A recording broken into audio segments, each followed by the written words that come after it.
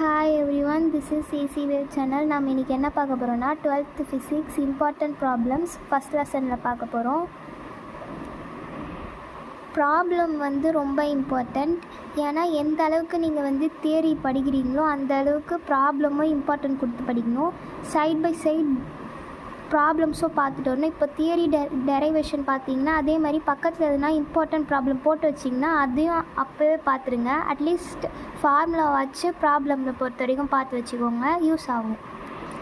Problem important ஏன் சொல்கிறேன்னா 3 mark 2 mark 5 mark maybe வரலாம். 2 மார்க் 3 மார்க் கண்டிப்பாக வரும். ப்ராப்ளம் பொறுத்த வரைக்கும் ஆஃப் எலி இல்லைனா குவார்ட்டர்லியில் கண்டிப்பாக ப்ராப்ளம் அட்லீஸ்ட் 3 கேட்பாங்க 3 மார்க்கில். ஸோ அதனால் ப்ராப்ளம் கொஞ்சம் இம்பார்ட்டன்ட் கொடுத்து பாருங்கள். இப்போ நம்ம இம்பார்ட்டன்ட் ப்ராப்ளம் பார்க்கலாம். ஸோ நான் இப்போ இம்பார்ட்டன்ட் ப்ராப்ளம்ஸ் மட்டும் நான் சொல்கிறேன். இப்போ ஃபஸ்ட்டு 1.1 ரொம்ப இம்பார்ட்டன்ட்.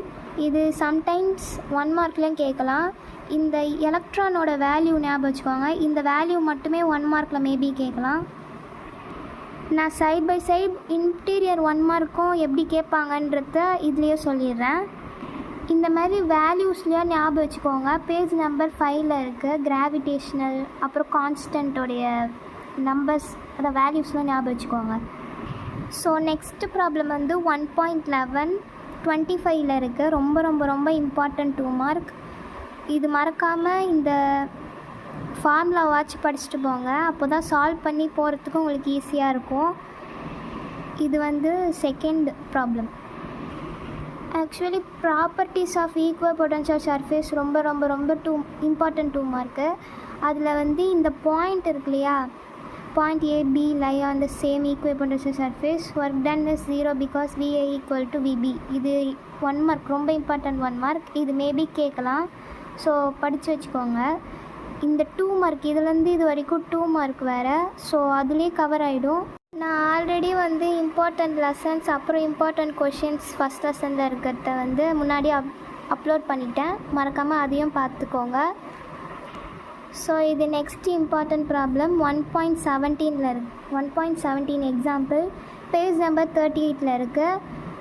இது ரொம்ப இம்பார்ட்டன்ட், மறக்காமல் படித்து வச்சுக்கோங்க.